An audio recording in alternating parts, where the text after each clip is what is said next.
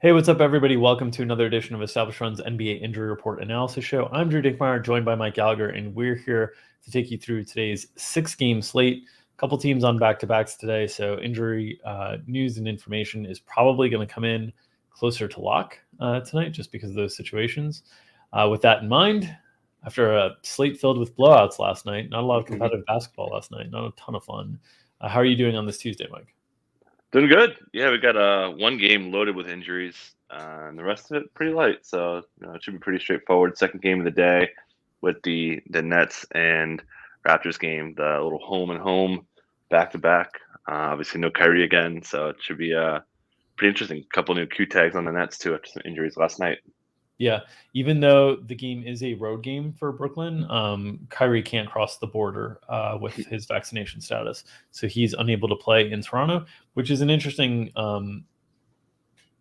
sub-factor to the playoff discussion because these two teams currently are in the 7th and 8th seeds and would meet in a play-in game situation, which would mean that no matter where the game was, as with current rules, obviously things can change. Kyrie Irving wouldn't be eligible to play.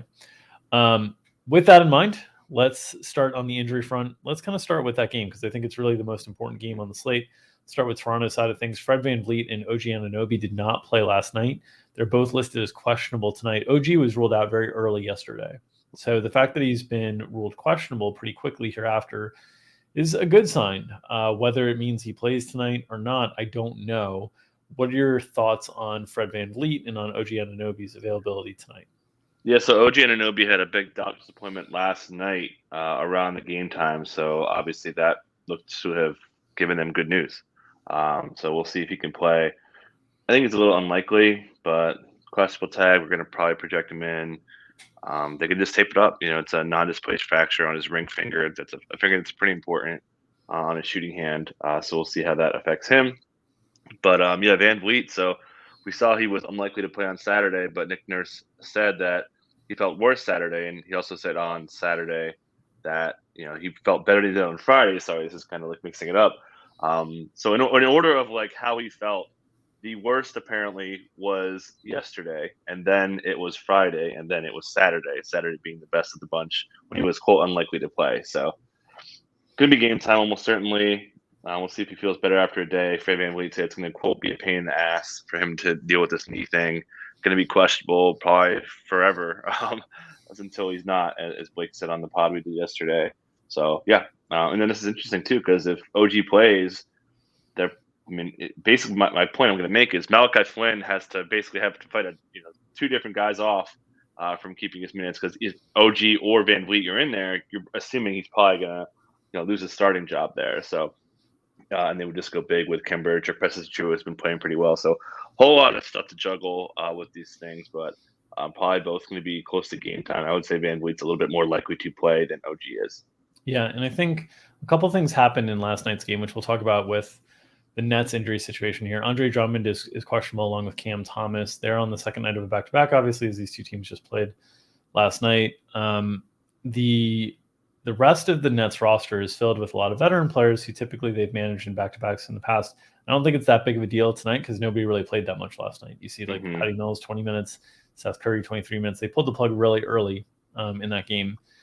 But one of the things that I noticed that really happened in that game, because I had flag planted Drummond and really thought Drummond would have a really strong game, the lack of ball handling guards for Brooklyn just eliminated Drummond entirely from the game because basically the Nets were having such trouble like getting the ball up the floor. And then when they were, it was late shot clock situations and it allowed very easy double teams for Toronto. So Toronto was doubling and trapping really, really aggressively, something we actually talked about with Blake Murphy on the podcast we recorded for the Established Run NBA podcast feed yesterday. And they turned over the Nets a ton, 22 turnovers in total, but I think it was like 13 in the first like two quarters, just a ton. And it really is what led to the game getting out of hand. So in the way that they compounded that is they kind of went a little bit smaller than I anticipated.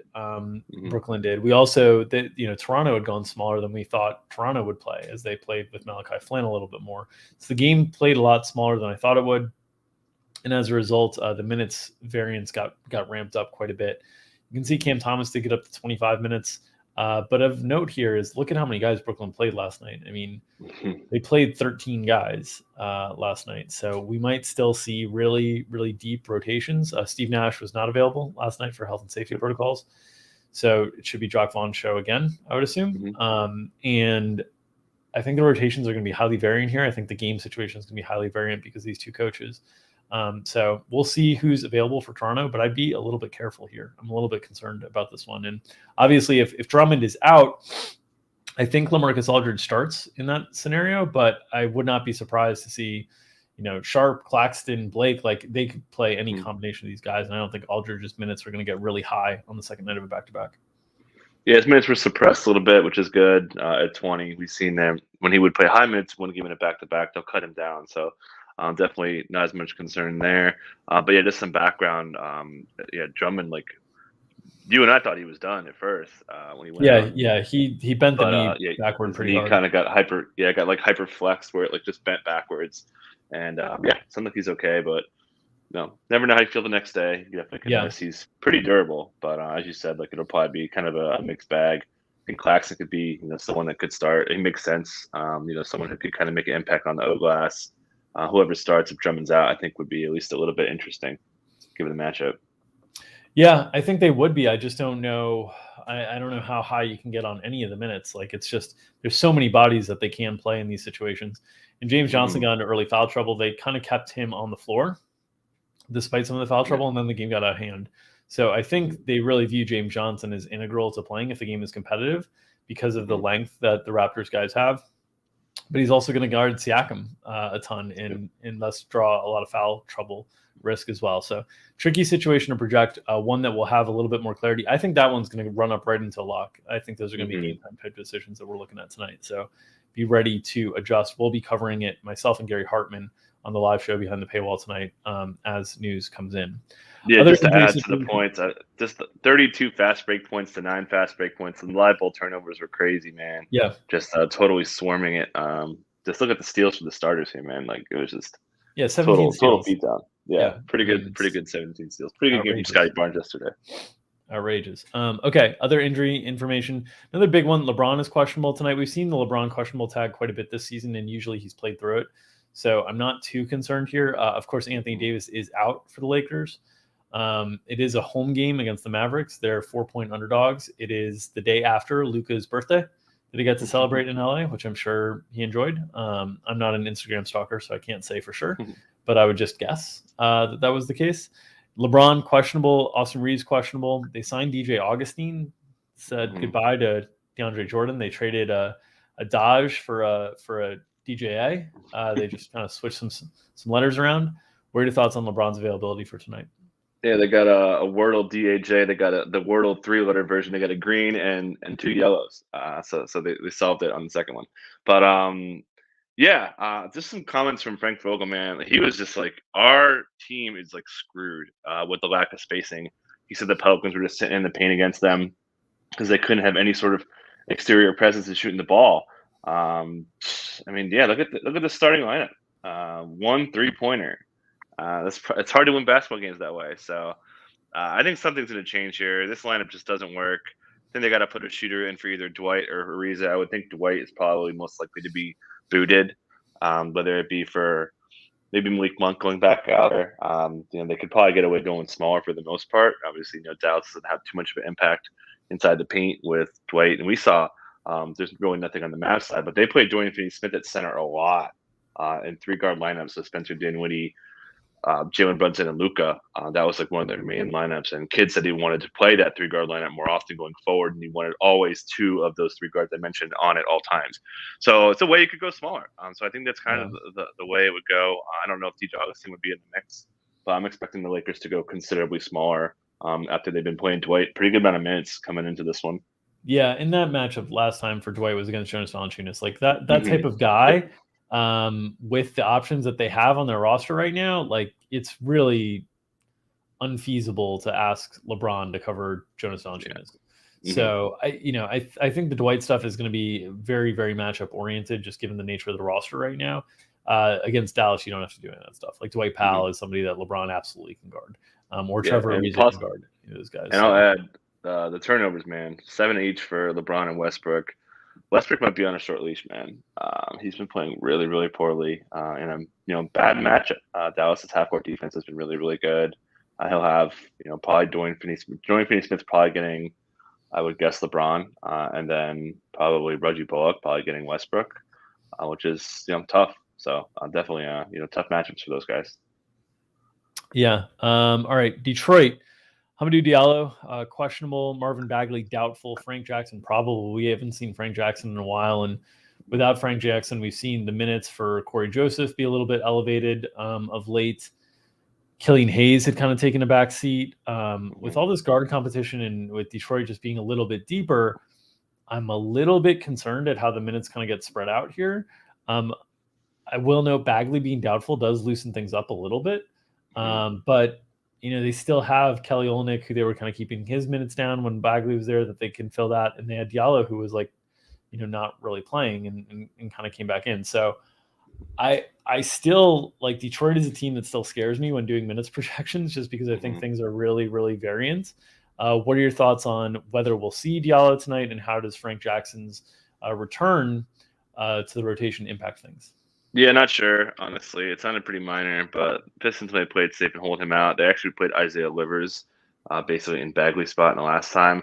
Casey kind of shot it down. He said he's basically behind schedule. It was almost like a thing of necessity. So I think if Frank Jackson comes in, you're basically taking Isaiah Livers' spot and going smaller, which we've seen him do at times. Obviously, there's not a lot of big takeaways there, but I guess the bigger takeaway would be if Livers isn't a threat to minutes, where if Bagley gets hot, you could take away from Olynyk or Stewart or something like that. So I think if Bagley, I think Frank Jackson doesn't really affect the Grants, the Bays, the Stewarts of the world. Kelly Olynyk, who had a huge game in the last one with the game winner. I think they're generally pretty safe. I think Frank Jackson could cut into Killian Hayes. Killian Hayes played down the stretch in the last game, had the game-winning pass to Olynyk on an inbound. He's been playing a little bit better lately. Like you said, it's kind of messy here. So Casey did say he wants to continue to play Jeremy Grant and Sadiq Bey together a lot. We saw Bey had 1 or 2 bad games minute-wise, but he's been really up there the last 2. He's been hitting some big shots for them. So, I think generally, basically just put in buckets of who you feel safe about. You feel pretty safe about Grant, Bey, Cunningham, okay about Stewart, and then, somewhat safe about Corey Joseph, Killian Hayes, Roddy McGruder. They're all a little bit risky. So if you're going to play any of those deep guys, make sure that you could get burned. I think even the range on Cade Cunningham, 33 minutes in an overtime game is not that great. We've seen him as high as 36 in some competitive games. We've seen him as low as 28, 27 in some competitive games. So the range on these guys is just wide. And when you add another guard into the mix that they were willing to play mid to upper 20s earlier in the season, I'm just concerned that they have Dwayne Casey has too many guys that he's trying to play right now, and that can kind of cap the minute ceiling on all these guys. I mean, even Jeremy Grant last game only playing 33 in an overtime game is kind of strange. So Detroit, it should be a more competitive game environment tonight against Washington, but I'm just afraid that it could be a full 10-man rotation where you get 5 bench guys in the 18 to 20 range and 5 starters in the 28 to 30 range. That's my concern, is just you don't have the real high-end ceiling upside. And Detroit's a team that's tough to attack anyway, because they don't normally score a ton of points. So just keep an eye there. And I was just going to add, Rodney McGruder's finally slowing down, because he was putting up some pretty good games. So, if he doesn't have it going, that could definitely be another point for some of these other wings who get longer minutes. Because we saw Rodney McGruder, that game where Bey went off, Rodney McGruder cut him down. Imagine that's the thing. Ultimately, you really need 9-man rotations to get the really high ceiling on minutes, and McGruder would be the guy that would likely take a back seat in that scenario. All right, on to Golden State. No Klay Thompson, no Andre Iguodala. Nemanja Bjelica is questionable. What are we expecting from Golden State tonight against Minnesota? Yeah, so no Clay's big. We saw Moses Moody start because of his size. Steve Kerr, which that's what I was saying when I lost my bet to you, when I thought Moody was going to start. But he played okay, and he sounded like he wanted to play him again. We saw, interestingly, Jordan Poole's minutes get cut hard, and Kuminga. And Steve Kerr said after the game that they both just played terribly, and he couldn't put him back in the game. So this is bad. I mean, for him to be only 19 minutes without Klay is really frightening for Jordan Poole. if Bjelica doesn't play, I think that makes Kuminga pretty safe as far as getting maybe to 20 minutes because he's going to play kind of a 4-5. Not having Iguodala really opens him up. They trust him a lot for defense. So yeah, I think Kuminga's minutes will be pretty safe in a matchup where you need the size. You're going to want to have Kuminga out there. So definitely think Kuminga could be kind of a sneaky guy off the bench. Wiggins is in a slump. He's been shooting terribly from the free throw line. But we'll expect pretty similar of a rotation. I think Poole has to play better just because he just played so poorly. But just know there is definitely some downside there, and you would think that he'd be locked in without Clay, but there's definitely a downside there. He should draw a really favorable matchup, kind of no matter what the situation is. I mean, like if he's going against the bench units, Beasley and McLaughlin, those guys can't defend. If he's going against the starting units, I assume Pat Beverly would be on Steph. So you would have probably Dar if he was starting, get Jordan, Dar or Ant. So I think there's going to be largely pretty favorable matchups for Jordan Poole. Well, they might see McDaniels a little bit because they put McDaniels on ball handlers a lot. We saw, Jordan Poole run into Herb and kind of a similar long defender to try to cut you off, don't let you get downhill. So I don't know. I think there's a little bit of a risk he runs into McDaniels, but I think the headline is I expect him to bounce back for me. But do you think Moody's a starter again? Yeah, I mean, Kerr sounded like he wanted to go with him again. It wasn't necessarily his fault that they lost the game.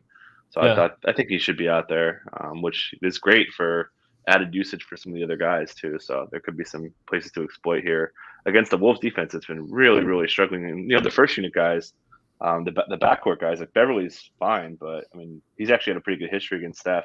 But I wouldn't be surprised if Steph kind of pops off there. Yeah. All right, on to Houston, where Kevin Porter Jr. and Garrison Matthews are both questionable. We've seen Houston play a lot without Kevin Porter Jr. this year, and it's meant increases in opportunity in the past for Jalen Green, for Eric Gordon, but now they have Dennis Schroeder, so they have another kind of primary ball handler that can initiate the offense and play big minutes. We've seen Schroeder play some big minutes, 38 in the last game. Garrison Matthews played 26 in that game. It's weird. The Rockets were a team that looked like they had too many guys that they were trying to play and mesh in of late. And then you see some of these games of late where they've had these really tight rotations. So what do you expect from Houston tonight? Yeah, rolled his ankle in the last game on Sunday. Got checked out. Looked like it was pretty minor. So I think he's got a pretty good chance to play. Kevin Porter Jr. is a little bit worse on his ankle, missing some time there. He's been, pretty much slow heel. It's probably less likely to play than Matthews is, which, as you said, would be Schroeder in the first unit. Getting, tough matchup, most likely against Terrence Mann. But yeah, we've seen the other stuff too. Is like the Şengün overlap's gone. That sucks for the Goon squad. But yeah, other than that, Matthews going away would up Christopher. Maybe they bring Nwaba in the mix. Maybe they don't. KJ Martin got talked up. They play KJ Martin at the 3 on occasion when they need him to, so maybe he gets in the mix a little bit more. But not too. And then you have more minutes ceiling to Eric Gordon, more for Green, those guys. If Matthews doesn't play, because Matthews has kind of been competing with Gordon as surprisingly one of their big wing defenders. Gordon's the surprising part of that. So that would kind of be how it goes that way. But I think Matthews is going to play.